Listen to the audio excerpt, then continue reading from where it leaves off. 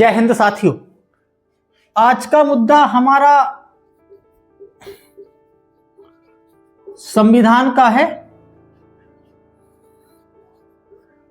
क्या आपको लगता है कि संविधान खतरे में है?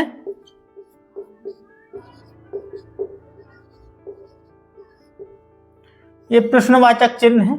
और आपके सिलेबस में मैं आप लोगों को पढ़ाया था कि उसमें राजनीतिक घटनाएं एक अलग से टॉपिक दिया गया है। तो राजनीतिक घटनाओं में क्या क्या हुआ है और क्या कैसे मुद्दे ज्यादा प्रभावी रहे हैं, तो आप लोगों को इस पे हल्का सा नजर बनाए रखनी है। मेरा मतलब इन सारे जो फेमस चीजें मुद्दे रहते हैं वो इंटरव्यू पैनल या आम लोगों की ज्यादा नजर में रहते हैं कि शायद उनके दिमाग में आया जाए कि हम लोग इस विद्यार्थी का संविधान दृष्टिकोण परीक्षण कर लेते हैं, और धोखे से उन लोगों ने आपसे ये बात चर्चा कर ली। तो आप लोगों को तैयार कैसे रहना, आप कैसे जवाब देते हैं, इसके लिए मैंने सोचा, क्योंकि मुद्दे जितने हैं, जैसे मेरे ध्यान में या मैं जितने नोट किए हूँ या आते रहते, सबसे ज़्यादा जो फेमस है उनसे मैं आप लोगों को मैंने बोला था कि कोशिश कर लूँगा मैं कि कैसे चर्चा करनी है, और जितने नहीं हो पाते हैं उनको मैं और कोशिश करूँगा जैसे ही मैं पहुँचता हूँ जबलपुर के आपसे। सबसे पहले यदि आप लोगों को इसके मानक तय करने हैं कि संविधान खतरे में है, कोई देश में तानाशाही तो नहीं बढ़ रही है, ठीक है, तो या वो देश अपने सैनिक शासन की तरफ तो नहीं बढ़ रहा है, तो इन सारे चीज़ों का यदि हम लोगों को मूल्यांकन करना हो तो सबसे पहला मूल्यांकन हम लोग करेंगे कि उस देश में निष्पक्ष चुनाव होते हैं कि नहीं होते हैं।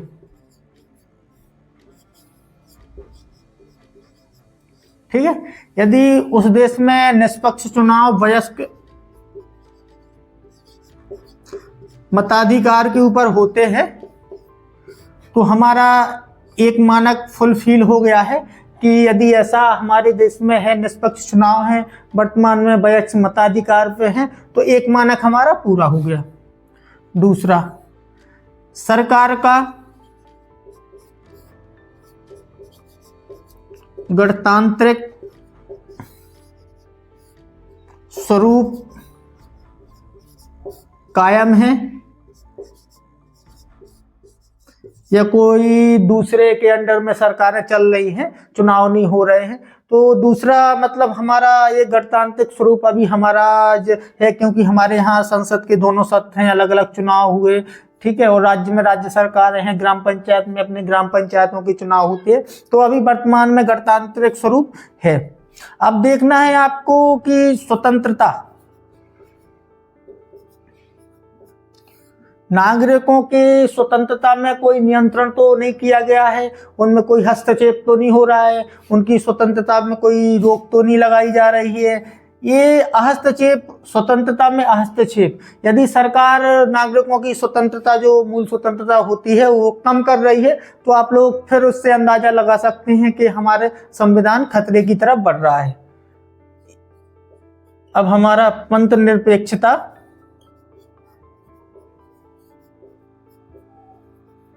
के प्रति कटिबद्धता,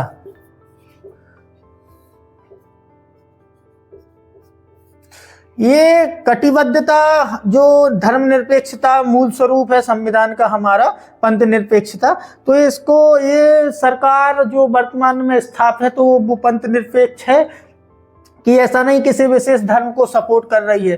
तो जैसे ही आप लोगों को नियम कानून में दिख जाएगा कि वर्तमान सरकार पंथ निरपेक्ष है, हालांकि कोई भी धर्म में कोई, जैसे अभी वर्तमान में आप लोगों ने देखा होगा कि अल्पसंख्यक मंत्रालय किरण रिजिजू और हमारे पीएम मोदी जी ने एक जगह अभी चादर भेजी, मुझे लगता है शायद मुहिद्दीन चिश्ती की दरगाह पे, तो ऐसा है कि वो सभी धर्मों का सम्मान कर रही है कि नहीं कर रही है, कि किसी विशेष धर्म का सपोर्ट करके वो दूसरे धर्मों की उपेक्षा तो नहीं कर रही है। अब आते हैं हमारा, मैं ये मिटा रहा हूँ, चौथा पांचवा देख लेते हैं हम लोग, प्राण एवं दैहिक स्वतंत्रता।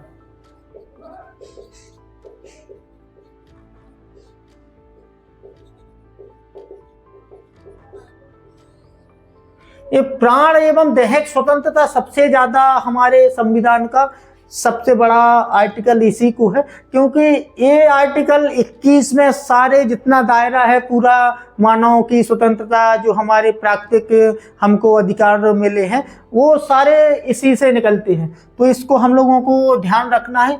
प्राण एवं दैहिक स्वतंत्रता का मतलब है कि किसी दूसरे के जबरदस्ती के हस्तक्षेप को आप रोक लगा सकते हैं। अब इसको मैं स्वतंत्र एक आम शब्दों में आप लोगों को समझा देता हूँ। जैसे मेरी शादी हुई और मान लो मेरी पत्नी में कोई ये अधिकार बताऊं कि मेरी शादी हुई है तो मैं उसके साथ कुछ भी कैसे ही व्यवहार कर सकता हूं, तो इस पे आपकी रोक लग सकती है।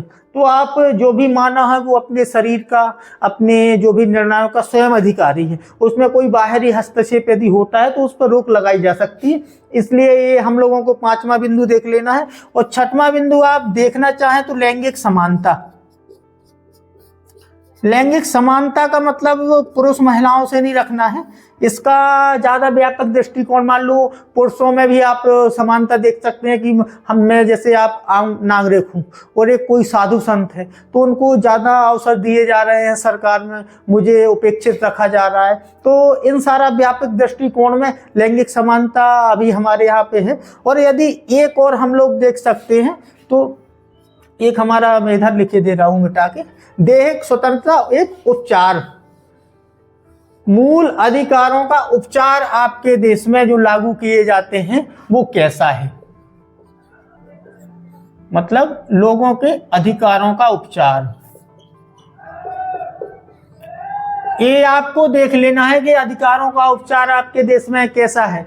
तो आप आर्टिकल 32 के तहत सीधे सुप्रीम कोर्ट जा सकते हैं और आर्टिकल 226 के तहत आप सीधे हाई कोर्ट जा सकते हैं। मुझे लगता है कि जैसे मुझे पुलिस ने पकड़ लिया, एक नॉर्मली समझ लेना, मैं उपचार की बात करूं तो यहाँ पहले हम लोग एक छोटी प्रोसेस करते हैं कि यहाँ जाना पड़ेगा, केस होंगे ये सारे, लेकिन ये इन्हें यदि मेरे मूल अधिकारों का उल्लंघन हो रहा है तो मैं सीधे रिट दायर करके वहाँ पे मतलब हाई कोर्ट में या सुप्रीम कोर्ट में, तो वहां से सीधे तुरंत आपकी त्वरित सुनवाई होगी और त्वरित सुनवाई के बाद तुरंत कोर्ट आदेश करेगा।